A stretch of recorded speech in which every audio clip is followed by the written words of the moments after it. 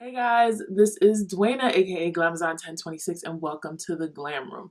Today is going to be a little bit different than what I normally post. I just thought that this was something important that I kind of wanted to talk about on my channel, use my platform to kind of address. Um, as you can tell from the name of the video, it's about miscarriages. And if I start, like, if you see a lot of jump cuts, it's because I was crying, and I am an ugly crier, and I am not putting that out there for the world. So I'm going to try my best to hold it together, and I'm going to try to make this video as succinct as possible so you're not watching like a 45-minute video of me boo-hooing about my miscarriage, okay? A couple of days ago, I was on Twitter, and I follow King Christina. She is a YouTuber here, and then I also follow her on Twitter, and she had liked a video, and that video was by I Am Karen O, and I'm gonna place it down below in the description box. And she made a video about her miscarriage, and it really touched me because 3 weeks ago I suffered a miscarriage. Anyway, I watched her video, and I was really inspired by her and by her bravery and by her just talking about what she went through. And so, like, I'm like sitting there watching The Office, folding clothes, and watching her video, and I'm like bawling. So I decided, well, after I watched it, I just started tweeting, and I wrote a thread, and it was about like 10 tweets about my miscarriage and about the feelings that went along with having been pregnant and then losing that baby. We found out we were pregnant on September 15th. We were just like, we had gone to dinner, and it took a long time to get dinner, and I hadn't eaten all day because that's just how I am. I like go for hours without eating, and then I'll just like eat. And I hadn't eaten all day. And then after we went to dinner, we went to the Container Store, and we went to go pick up some like these shoe cases for Reggie to put all his like fancy sneakers in. And I nearly passed out in the store. And so I was telling my sister about this, and she was just like, well, when was the last time, you had your period? And I was like, I don't know. And I remembered it was right before we went on vacation for our anniversary. And so she was like, you probably should take a pregnancy test. And I was like, nah, I'm just stressed. I just started a new job. I'm moving furniture into 4 offices. There's just a lot going on. I'm just stressed out, whatever. And I told her about the incident in the Container Store. She was like, yeah, you probably need to take a pregnancy test. And so I was like, okay, I took it. And sure enough, that night, we got 2 pink lines. And I was like, oh, holy crap. So we found out when we were 5 weeks pregnant. 3.5 weeks later, I went to the doctor for the first time. This was my first ultrasound. And we go in, and they're like, giving you the rundown, family history and all of that stuff, asking you all these questions. Have you ever been pregnant before? Any surgeries? What medicines you are on? Things like that. And, I'm giving all the answers, and they're like, okay, cool. Time to do your ultrasound. So we go and we do the ultrasound. And they find the baby, and they are like just like doing whatever they do with the machines, and they like keep zooming in. The doctor's like, and I'm like, what is and she's like, well, the baby's measuring small. I was like 8 weeks 5 days at that point. She was like, but you're measuring at 5 weeks 6 days. And I was like, okay. And I was like, what does that mean? She's like, it could either be that you're not as pregnant as you thought you are, which happens a lot. A lot of people get their days mixed up. And she was like, maybe, your body's just resetting after the birth control. And she was like, or there's possibly a miscarriage. And so I was like, possibly a miscarriage? What are you talking about? And I was like, no, there's no miscarriage. Like, well, we're going to run some tests today, and we'll run, and then, we'll see what's going on. So I had to get my blood drawn. They had to test my HCG levels. I had my HCG levels tested originally when I first took the home pregnancy test, because I wanted to make sure that I was pregnant. I didn't trust the home pregnancy test, even though I took 2 of them. I didn't trust them. So I took that, and I gave the doctor those lab results. They had emailed them to me, so I gave it to her, and she was like, okay, well, you were at 7,000 then, they're supposed to, your HCG levels are supposed to double every 2 to 3 days. So if it was a month ago and it was 7,000, we should be really, really high now. So they're like, we're going to take some blood. You're going to go home. Call us at 4 o'clock. You'll get your lab results. I called at 4 and they were like, yeah, your levels are only 14,000. Now, in regular pregnancies at 6 weeks, if you have 14,000, if you hadn't, like, that's kind of in the range. Like the ranges for the weeks of pregnancy, they're really big. They're like from, like one is from like 7,000 to like 50,000. They're like huge. Normally, it wouldn't be a problem, but since I had gotten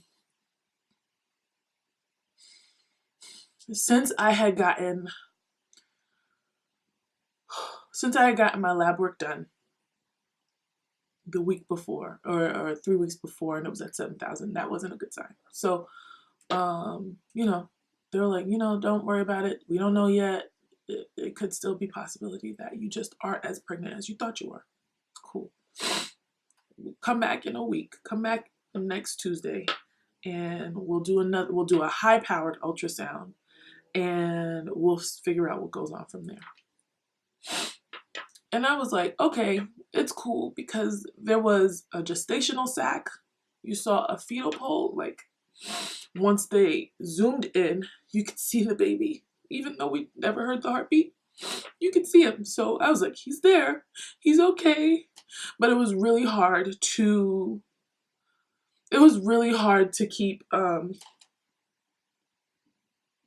keep positive. So, you know, I left, I called my parents, I told them, called my sister. A couple people had checked on me and I had, you know, I told some people, I didn't tell everybody because I didn't want to jinx it. You know, I didn't want it to be like, oh, I'm telling people I had a miscarriage and that is the reason why I had a miscarriage.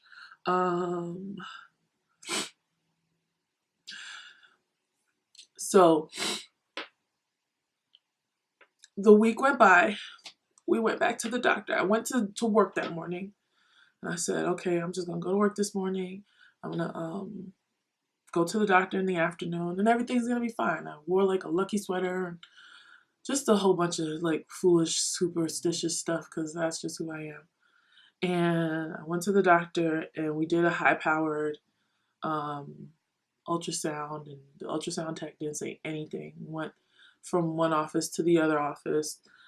It took forever for the doctor to come in. When she came in, she was just like, unfortunately, you have had a miscarriage. Like, we are going to rule this as a miscarriage. So that entire week prior, I had tried to prepare myself for that news. And I told myself that I would be okay regardless of the outcome. But in that moment, I just lost it. I was just angry. I felt like I keep telling people that I feel like I'm atoning for something that I did a long time ago. I don't know what it is, but it must have been really horrible because I have really terrible luck, you know? I just felt worthless as a human being because I had a miscarriage. And I felt like I was robbed, you know? I felt like I was so mad because I didn't have any symptoms. I didn't have any pain. I didn't have any spotting. I didn't have anything. I walked into that doctor's office and I thought that, oh, this is just gonna be regular. We're gonna hear the baby, the baby heartbeat. We're gonna take a video of it. I'm gonna send it to my best friends and my mom and my dad and my sister. And I'll probably tell a few more people. We're gonna get the sonogram printed out and put it on the fridge. I'm gonna do that. And we walked out of there and I was just dejected. Like, I was just like, this wasn't how today was supposed to go. Like, it wasn't in my plan at all. And I don't think it's in anybody's plan. But I just was like, that is so unfair. Like, why does it, like, and everybody's like, well, miscarriages happen to everybody. I'm like, well, that's good for everybody. Why did it have to happen to me, you know? Why did I have to have the baby or the egg and the sperm that had chromosomal abnormalities and decided to stop its reproduction, you know? So I got mad at myself. I got mad at Reggie because when we first found out, he wasn't excited. I started blaming myself. I ate a hot dog. You're not supposed to eat hot dogs when you're pregnant because of the nitrates. But I just had to have that hot dog. I don't even like hot dogs. I was just blaming every single thing that I've done that was wrong. I blamed myself for having this miscarriage. I felt so guilty, and then like I felt guilty, and then I felt even embarrassed because I was mourning this child so hard, and it was only 9 weeks old, you know? And it's just like, I was only 9 weeks pregnant. I didn't have an actual baby. It's just like, why are you mourning? This is stupid. This is like, this is the dumbest thing you've, like, this is just insane. After that, the doctor told me I had a miscarriage. She said that I had three options, which were to wait around and have the body expel everything naturally. I could have a D&C, which is just a surgery where they go in with this tiny little straw and suck everything up. Or I could take the pills. So there are miscarriage pills. You take them, and within 24 to 36 hours, you pass everything out. So I chose to do the pills because the pills were like $10, and surgery is a lot more money than that. So I said, you know what, I'll do the pills. And I got out of the doctor's office, and I was just like devastated. And I called my mom, and she was like, you need to come home. And Reggie had, before that, he said, if we find out this news, you probably need to go home. And not because he didn't want me here, just because we're by ourselves here in Tennessee. We don't have any family. I don't want to say we don't have a support system. We have friends, but friends have their own stuff going on, you know? And so he was like, you need to be around family. And he wasn't able to take the time off to be with me every day, all day, while I was passing the remains. And so I was like, okay. So my mom, once I told her, she was like, you need to come home. She bought me a ticket that day. It was a Tuesday. Thursday, I was flying home. I took the pills Thursday at 5. And I was up all night with cramps and contractions. And I told Reg, it's probably the most pain I've ever felt in my entire life. There was one part of the night, like he was FaceTiming me throughout the day and throughout the night just to make sure I was okay. And at one point we were on the phone, and I told him, I was like, I think I'm paralyzed. He was like, what do you mean? I was like, I can't move. It was the left side of my body. I could not move it. I was just in that much pain. And it's crazy because when I watched Karen's video, she had said, you know, you're going through the motions, you're going through everything for labor, and you don't get to reap the rewards at the end. So Friday, October 19th, it was 1 week before my birthday, in my childhood room, I passed the remains of my child. And this is probably the hardest thing that I've ever gone through. Like depression, anxiety, losing family members, they're really bad. Like that's really awful. And I've had my share of all of that, but forming a bond with a child or the idea of your child, and then having it taken away from you without say from you, and then having to live in the aftermath of that, is the hardest thing that I've ever had to do. And I kept telling Reggie, like, I'm not strong enough to go through this. Like, I can't. I'm not.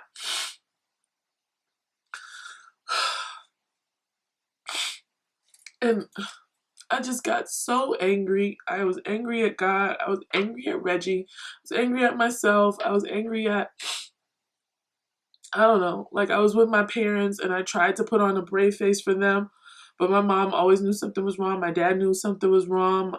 I was crying all the time, and if I wasn't crying, I was really grouchy. Like I was just like barking at everybody and just like moody and like mood swings. you know, you have a miscarriage and like everything just doesn't go back to normal. Your body still has like these high pregnancy hormone levels. And so I'm still like throwing up and I still have smell sensitivity. Even now to this day, like my appetite hasn't returned. I don't eat anything. And when I do eat things, I either throw up or I get really nauseous. And so it's just like, I don't know. It's been rough. Anyway,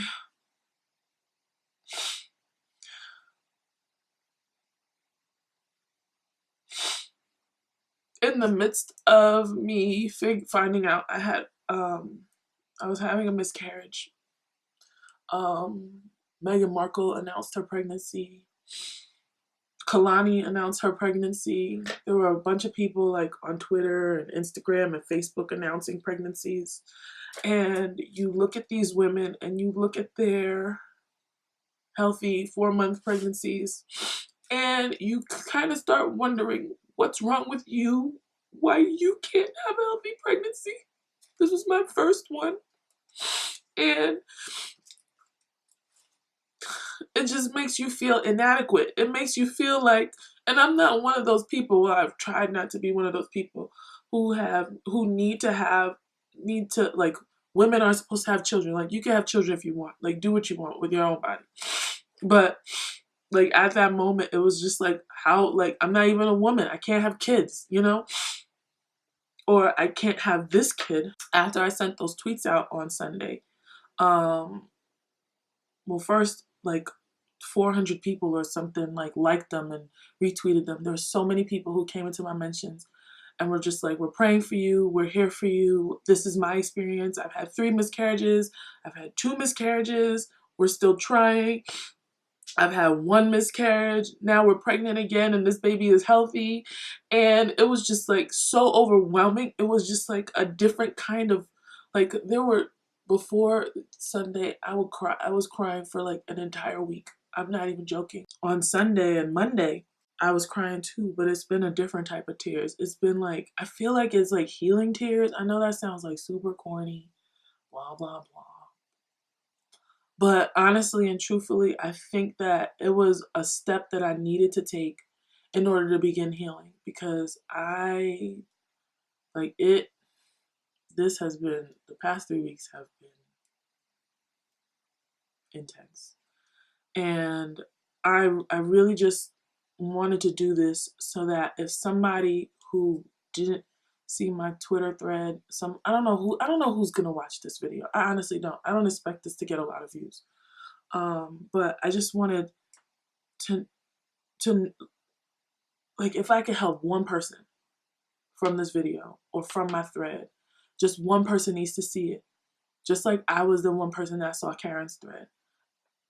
I think that that would be good enough for me. Like, I wanted to be able to help somebody like Karen helped me. You know that miscarriages happen, but nobody talks about them because it's like our secret shame. It's something that we have to carry around by ourselves, and it makes you heavy. Like, when I tell you, I woke up heavy every single morning. Like, every single morning, it was a dread to be alive. Like, I'm not even joking.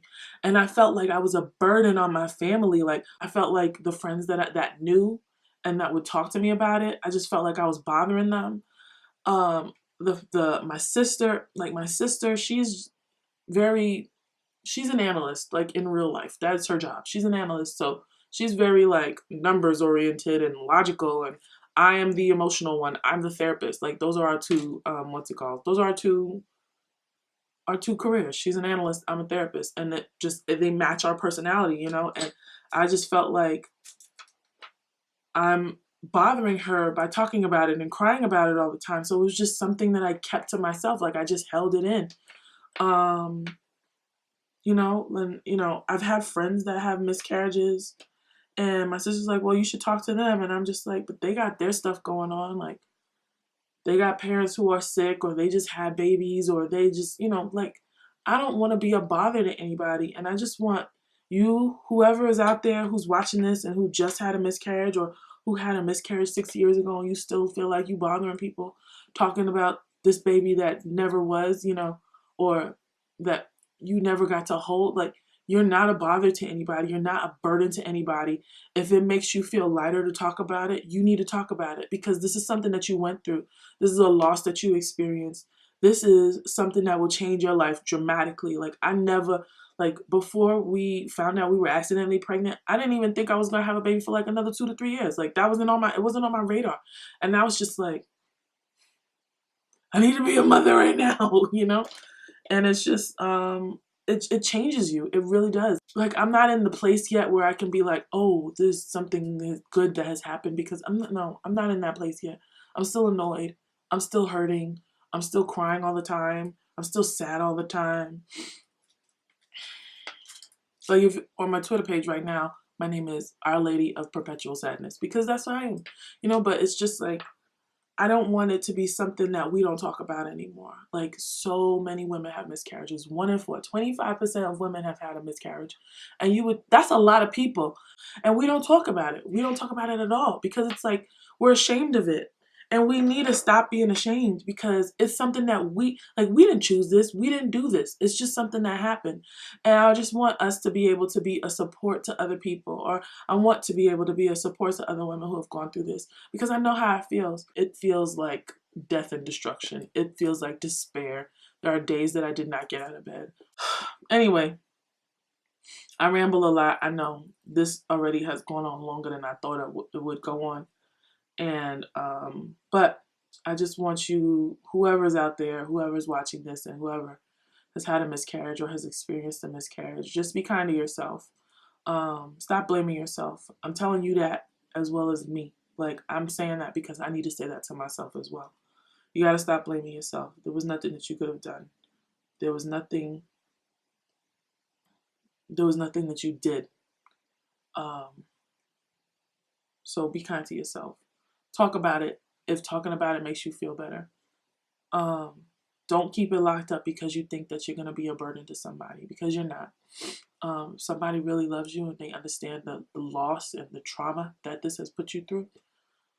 You'll be able to talk about it with them. And if you can't talk about it with them, you talk about it with me. Like, just find me on Twitter. I'll talk about it with you. Just come into my DMs and we'll talk about it, and we'll cry about it, and we'll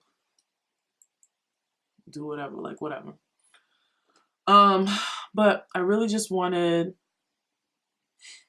to come and just kind of, just give my experience, and hopefully this reaches the person that it's supposed to reach. I wish I could tell you that it would get better.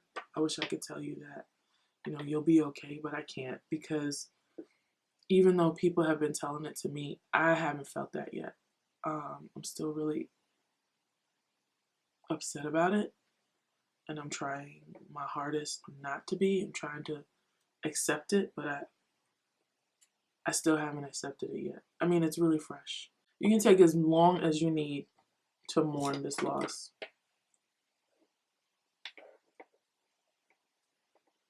That's something else I'm telling myself too.